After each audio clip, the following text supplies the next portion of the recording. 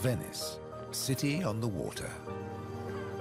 A place of beauty and romance that attracts millions of visitors every year.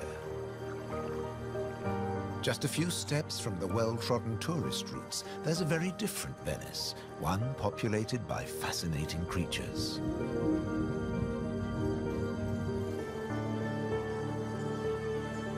This film explores a Venice that few people ever see, a city that has a surprising double life.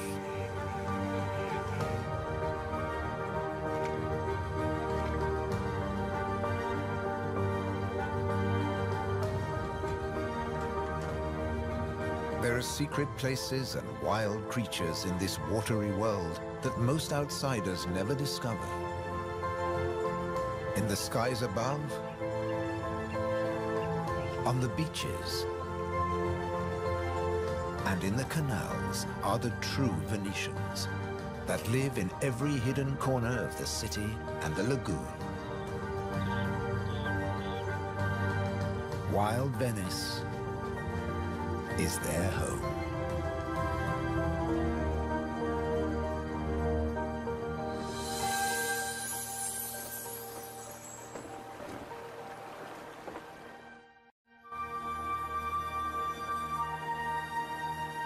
The city of Venice is built on sand, in a lagoon between the sea and the land. First formed from river sediments, man has since created an ecosystem as fragile as Murano glass. Covering 550 square kilometers, it's one of the largest wetlands in the Mediterranean. Flamingos arrived at these Venetian waters quite recently. They crisscross the Mediterranean from North Africa to France's Camargue, to Sardinia, Tuscany, and now Venice.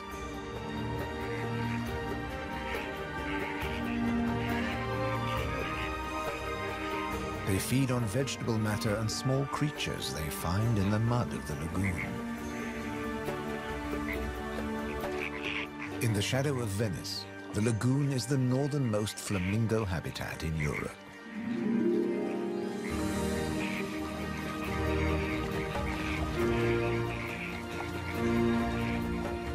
They're here now, but in a few weeks, many will move off again to find richer pickings.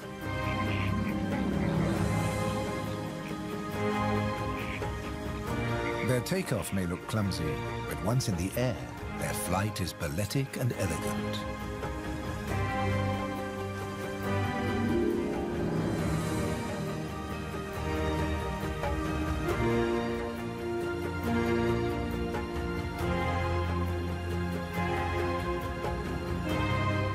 And before too long, they'll return to the safety of this lagoon, tucked between the sea, the city, and the Alps. The distant peaks helped form the lagoon. The mountain streams washed their rocky sediment towards the sea to make this habitat.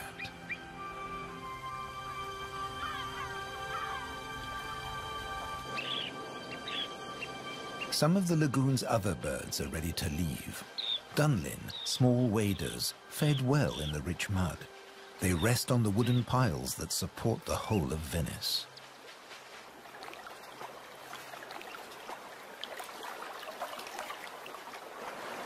It's spring, time to head off to their northern breeding grounds.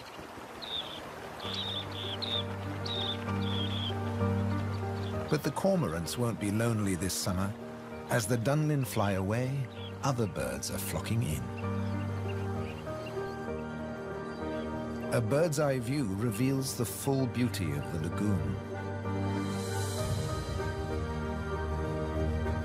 A labyrinth of uninhabited islands, intertwined canals, and swampy sandbanks.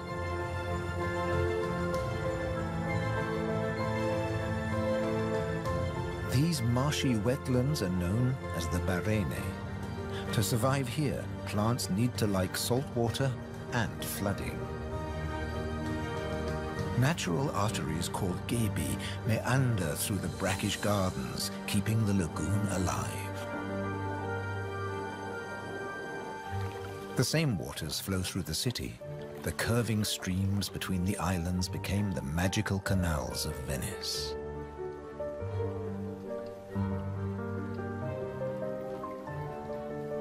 This is the city of bridges.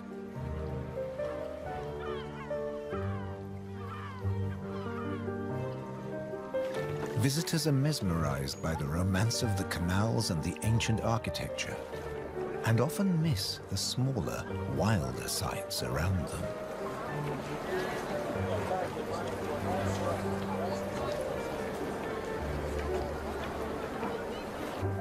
These mussels are true Venetian natives.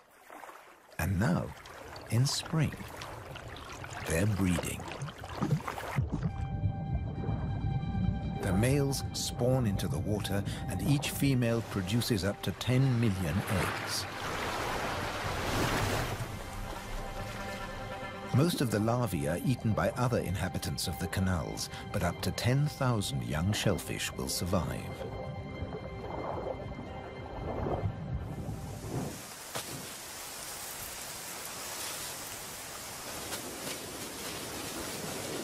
Just beyond the city, colonies of birds are breeding too. But a hazard of urban nesting is constant disturbance.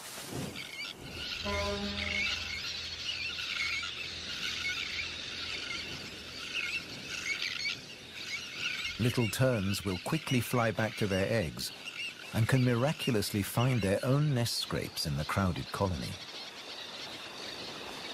Their cousins, the sandwich terns, lay their eggs directly onto the sand. If the terns are disturbed, they have little time for incubating their eggs. The sand won't keep them warm for long.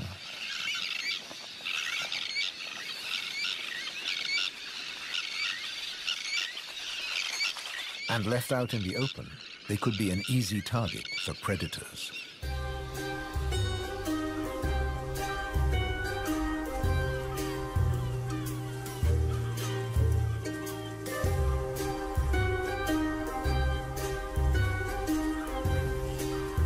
Foxes are the biggest predators hereabouts. But from the air, he's easy to spot. The birds make it known he's not welcome anywhere near their nests.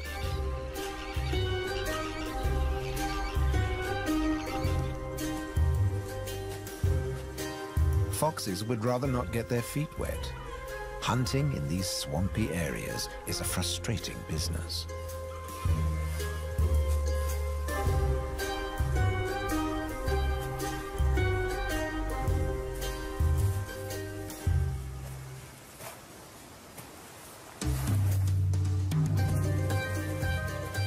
The grand leap disturbed another nesting bird.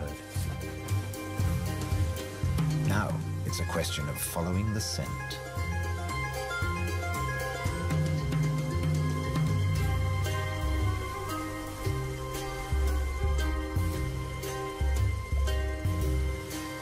A welcome snack.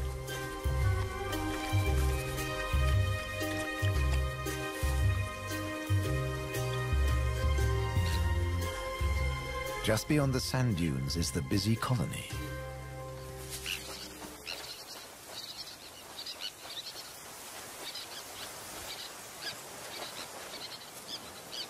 In this mixed neighborhood, a pied avocet is brooding next to the sandwich terns.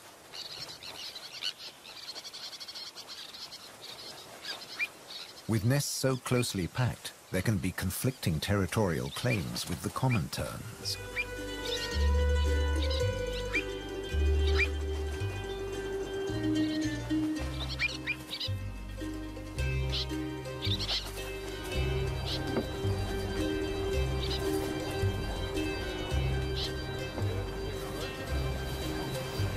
But the avocet stands his ground.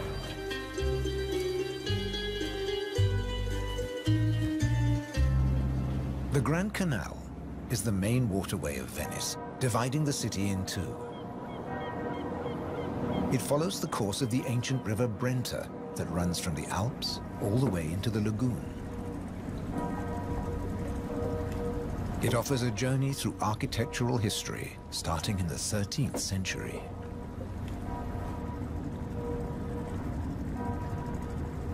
The banks of the Grand Canal have other surprises to offer, like Palazzo Malipiero's Rose Garden.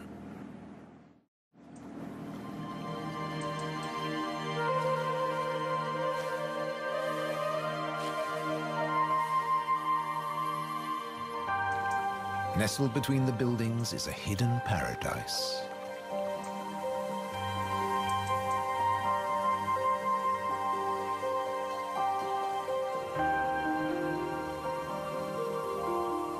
Now owned by a modern-day countess, it has been restored to its full glory, and no detail has been left to chance.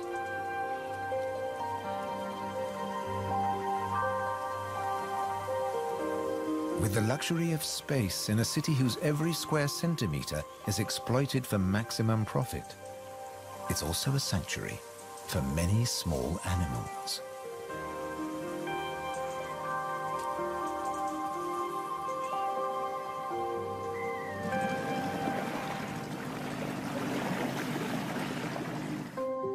Every day, more than 50,000 tourists visit Venice. When the sun begins to set, the city's waterways empty. Venice belongs to the wild Venetians.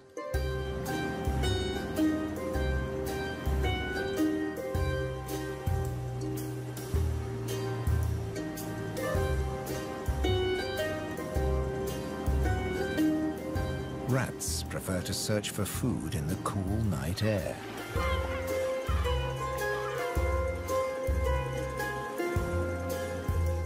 But they're not alone.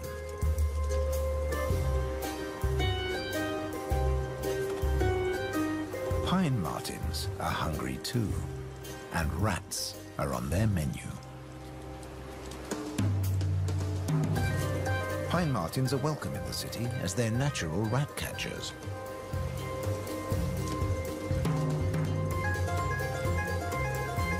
Agile with a keen sense of smell, they can find and follow any rat.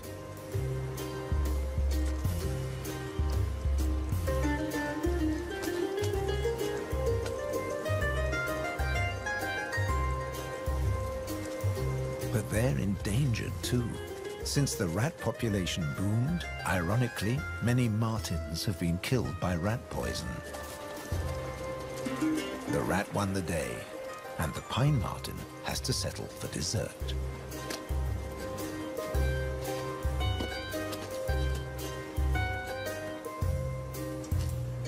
Not such a sacrifice, as pine martens are omnivores. Both meat and veg are on their menu. And sometimes the vegetarian meal is an easier option.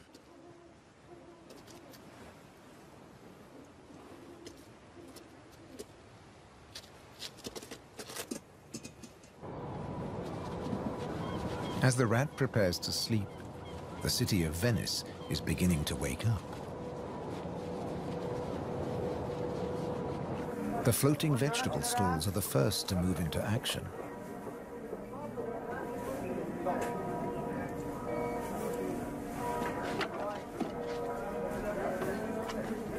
Soon these silent waterways will become busy highways again. In the 18th century, over 8,000 gondolas navigated the Venice canals. Now there are only about 400 left. Life in Venice may be moving with the times. But one thing never changes. It dictates the daily rhythms of the city and the lagoon. Twice a day, the tide rises and falls as seawater washes in and out of the lagoon.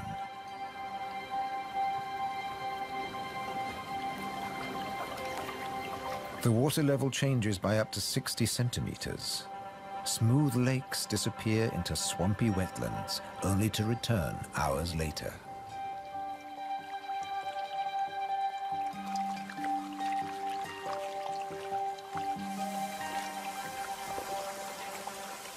Retreating water levels reveal a surprise. Strange islands that look like complicated water mazes. In fact, they're fisheries at the edge of the lagoon. known as the Valle da Pesca.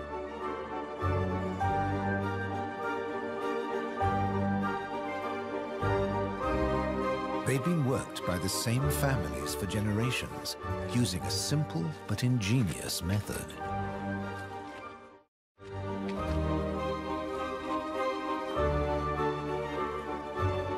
Nets are lowered into the locks that span the water channels.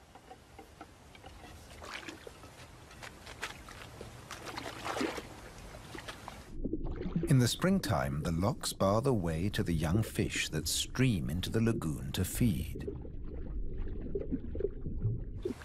The fishermen raise the nets and catch the small swarming fish in their thousands.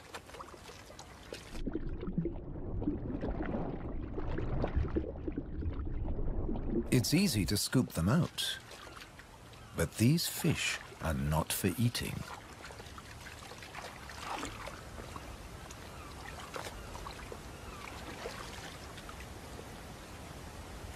The fishermen place them on the other side of the bars and so trap them in the channels. Here, the spring fish are held under perfect conditions until they grow big enough to harvest.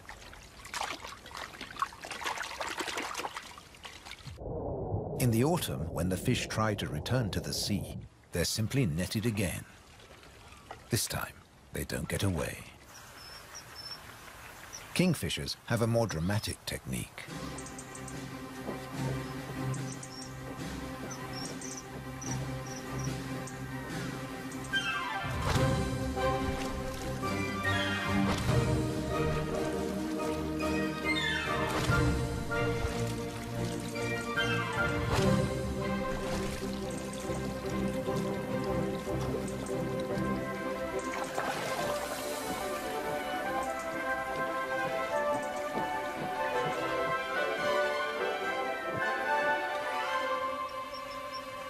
They catch up to 20 fish a day, but need even more if they have nests with hungry growing chicks.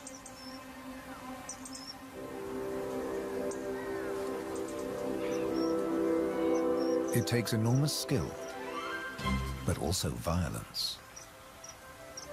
A sharp blow to the head stuns the fish. And when it stops wiggling, the kingfisher can turn it round without fear of it escaping. The scales and fins of the fish need to be in line.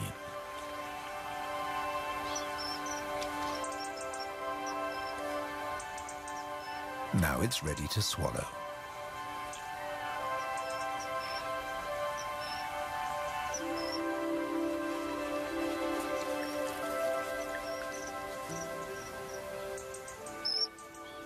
These shallow, brackish waters at the edge of the lagoon are perfect hunting grounds for a kingfisher.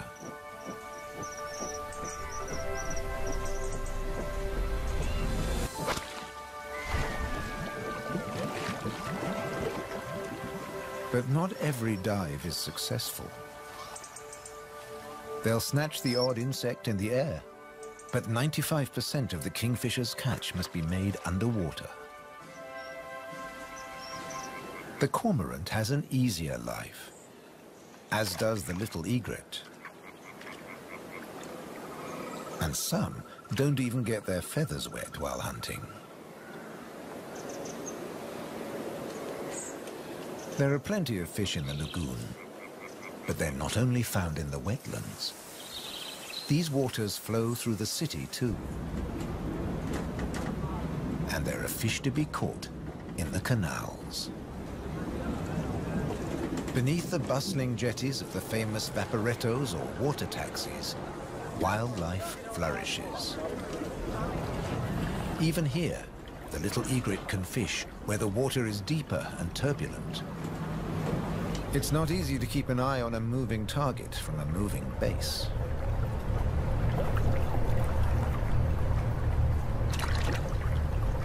But persistence and patience pay off.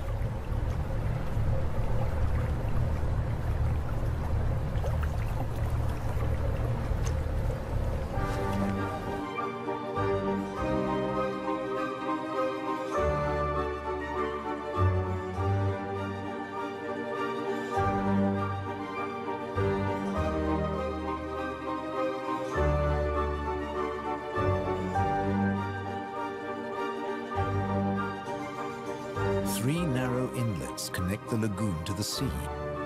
They're known as bocche, the Italian word for mouth. In spring, the fish travel into the lagoon because it's shallow, warm, and full of food. And in the autumn, they travel back out to the Adriatic Sea. The lagoon's fishermen understand the rhythms of the sea. But there was one phenomenon that remained a mystery for many years. When they cast their nets into the rich fishing grounds, they were torn to shreds. The fishermen believed that water spirits were grabbing their nets and named the area the Tenue, or Hold Fast. The Hold Fast was in fact a jagged reef, an unexpected and magical aquatic paradise.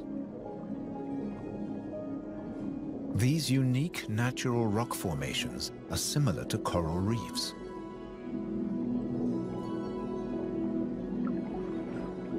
They're home to all kinds of remarkable creatures.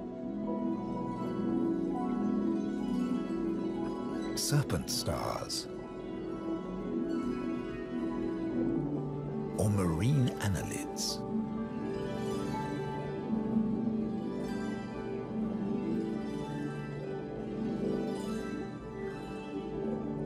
This precious area is now protected. Fishing is forbidden, diving strictly regulated.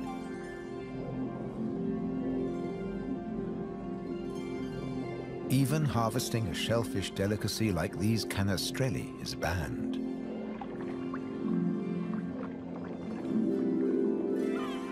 The city of Venice is lucky to have rich fishing grounds on its doorstep.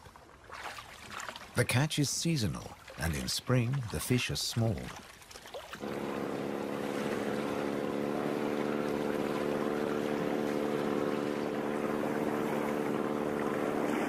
But the fishermen will go out, as long as they can find a buyer.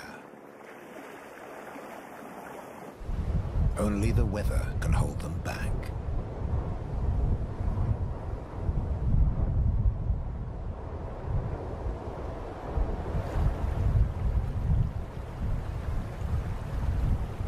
City and wetlands are both at the mercy of the elements. A storm is heading towards the lagoon. When rain-bearing clouds build up against the southern face of the Alps, and when warm southerly winds whip up the sea, water is driven into the lagoon, flooding the city and engulfing the swampland.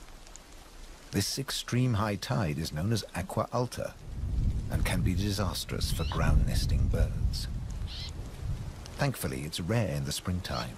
It strikes more often in the autumn. Storms can vanish as fast as they arrive, and the limpid sunlight that Venice is so famous for bathes the city again. In early summer, Venice teems with tourists. The Bridge of Sighs is a popular attraction, but few visitors realize that real Venetian life is happening just a short distance away. In the Giardini, a spacious and peaceful city park, there are some surprising residents.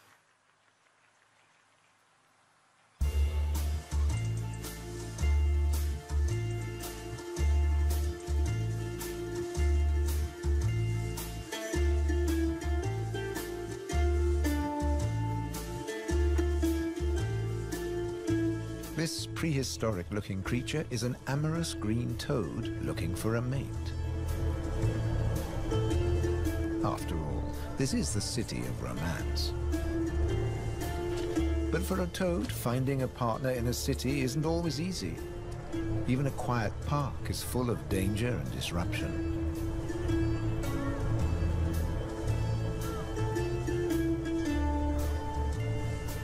On the plus side, few of the park's visitors notice the presence of the toad, as it blends in so well with its surroundings.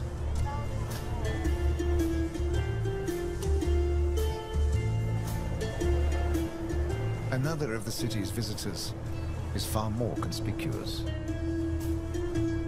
A stark contrast to the ancient buildings it comes to celebrate.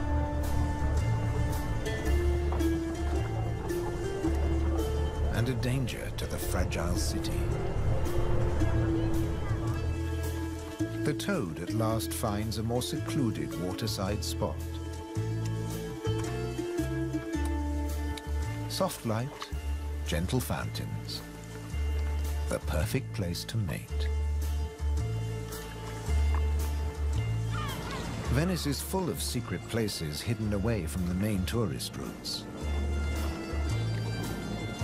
A traditional gondola repair shop nestles between the city's Zattere and Dorsoduro districts.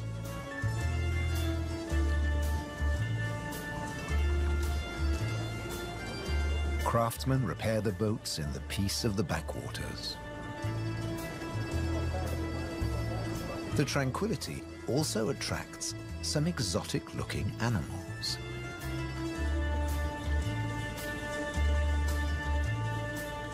Geckos are not native to Venice, but they've settled in well here. During the day, they'll sun themselves on warm stone.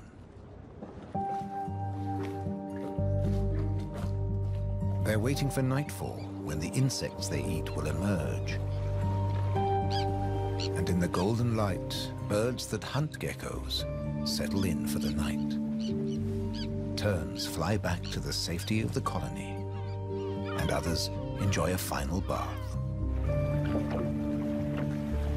Evening always brings a measure of peace to the city.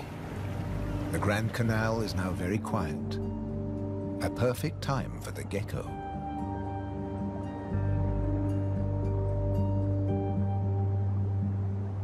Geckos have evolved specially adapted feet that make them excellent climbers. Their toes are covered in millions of tiny branched flaps with incredible adhesive power, so they can grip and climb the smoothest surfaces, even glass. The city is empty now. The Grand Canal is deserted.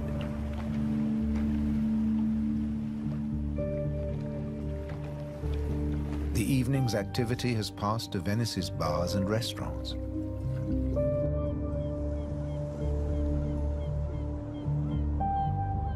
By the time the tourists are safely tucked up in their beds, the city is like a ghost town. Almost. A rat has ventured out to make the most of any scraps left behind. He must take care not to become a meal himself. Owls on the prowl. One little owl is distracted by bright lights. There's nothing here but fruit. No good for the owl.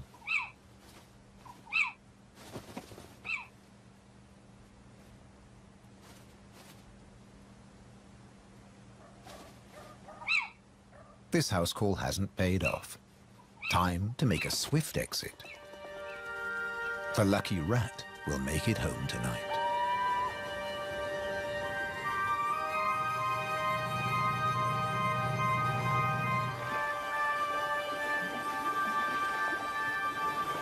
Cormorants bask in the morning sun.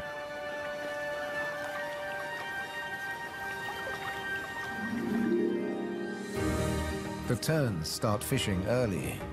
The colony is now a hive of activity.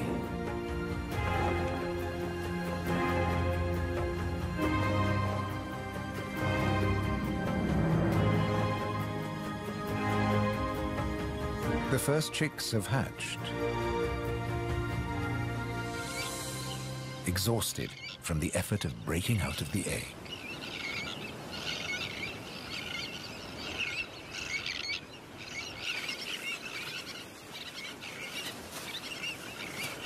Around them, the colony has turned into a busy Italian restaurant as the adults noisily deliver their food.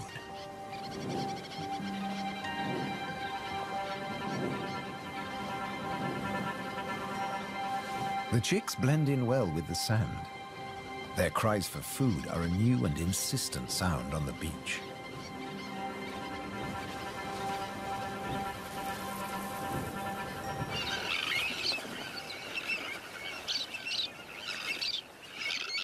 Their calls are echoed by the adults, who do nothing else but feed these demanding youngsters.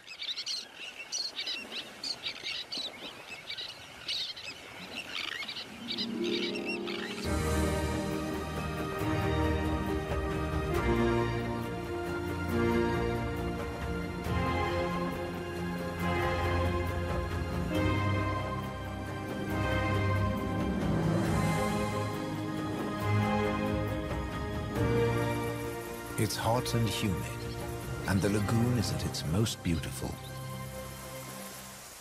The hot summer months are the quietest for the fishermen. They take advantage of this time to mend their nets. They work and even sleep here, with spectacular views of the surrounding wildlife.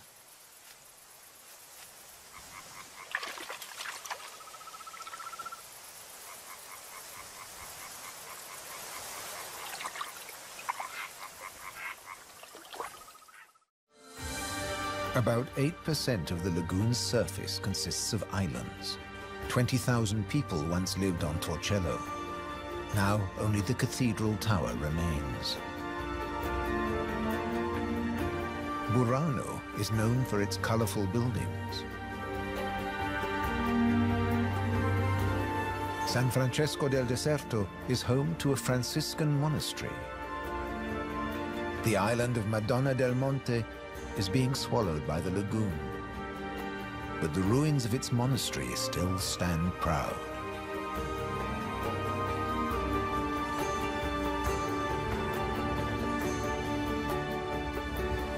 Enchanted places like this are an ideal refuge for wild animals.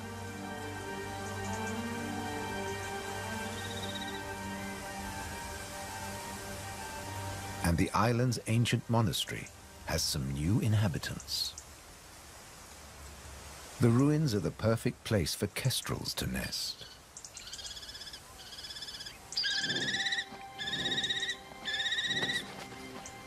The hungry chicks are nearly as big as the adults and almost ready to fledge.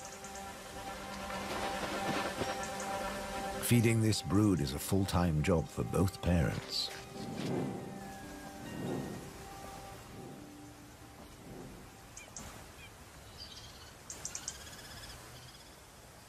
Finally, curiosity gets the better of the young birds and they start to emerge from their hiding place.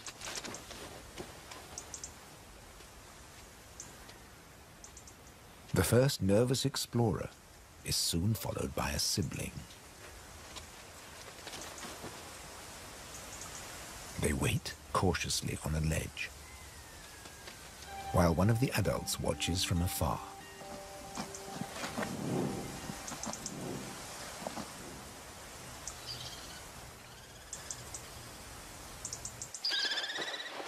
Their mother returns with food, and the young kestrels jostle to get to the front of the queue.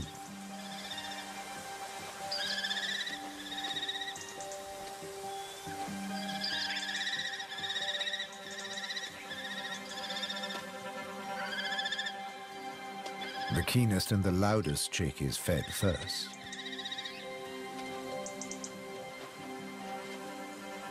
Soon the food parcels will stop. It's almost time for the young to leave the nest and fend for themselves.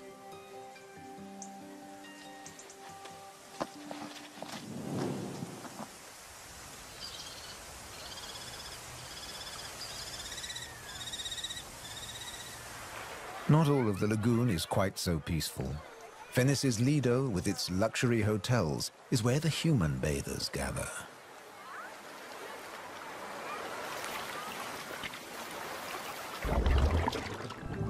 But even here, you can find wild beauty and tranquility.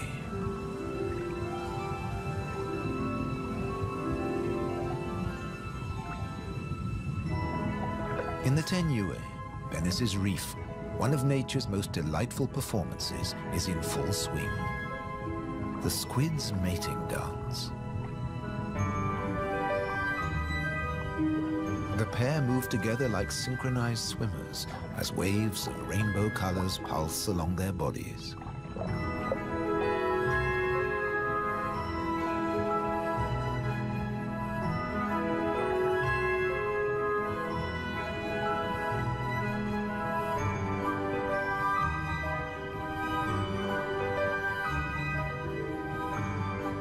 It's like an underwater version of the Venice Carnival. Complete with face masks and disguises.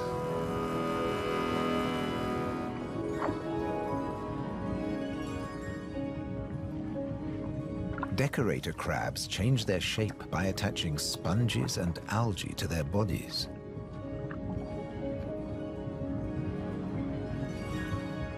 These bizarre disguises are excellent camouflage.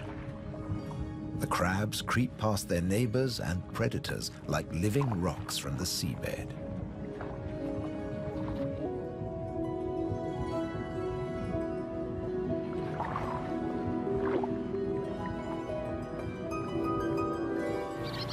The tern colony just beyond the city is flourishing. The chicks have fed well and are strong and healthy.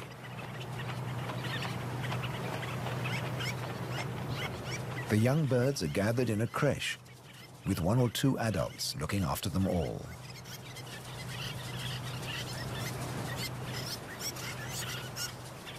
Today's lesson is elementary flight. But the teacher's demonstration is over in a flash.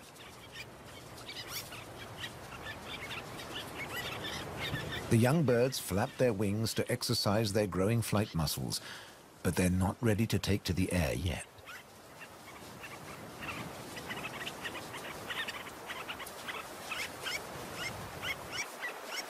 Before long, they'll be flying as well as their parents. The young kestrels are also preparing for takeoff. They bravely take the plunge and launch themselves into the air.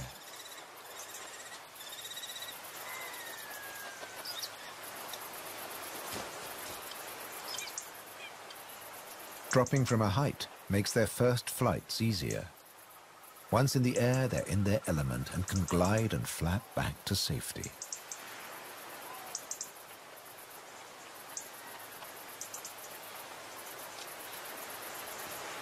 These first flights mark the end of their parental care. Now they have to find their own territory.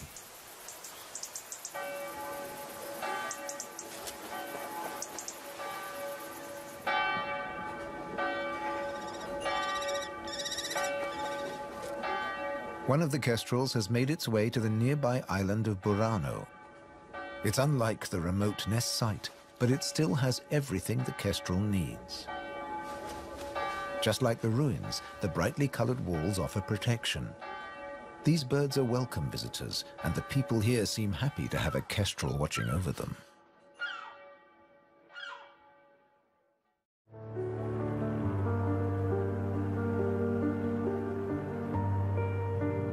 Autumn has arrived, and the wetlands once again change color.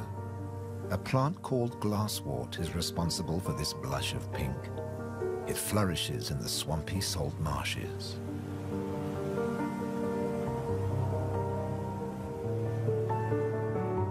The first autumn mists mark the end of summer.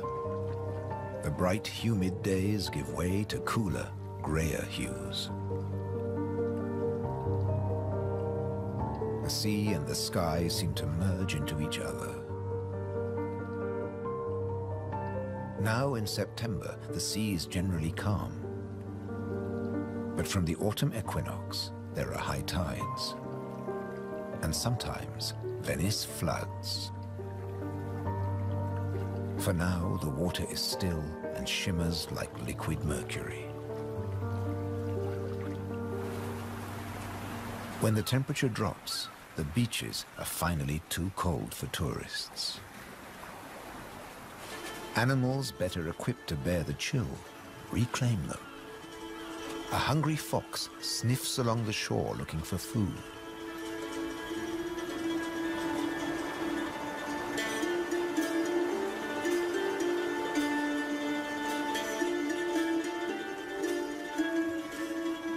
The fox has an excellent sense of smell and can see well in the twilight.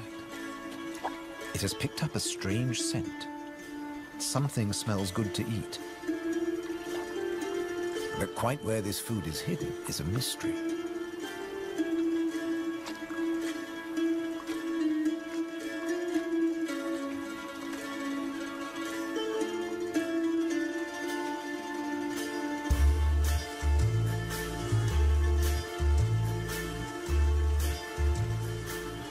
Crabs have been crossing the beach, leaving behind a number of trails, and the fox is very confused.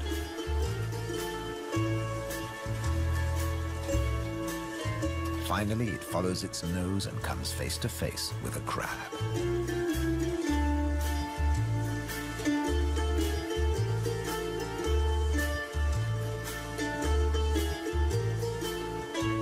It's an unequal battle, but the crab has the advantage of armor and weapons.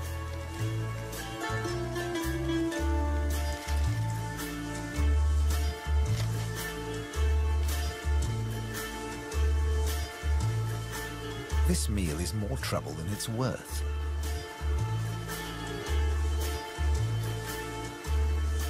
There must be easier pickings. The crab, dazed but victorious, moves off to a more secluded place.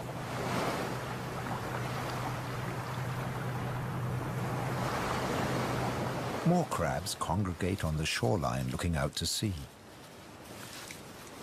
But just across the water, the residents of Venice are having a less comfortable time. The waters of the lagoon are creeping into the city.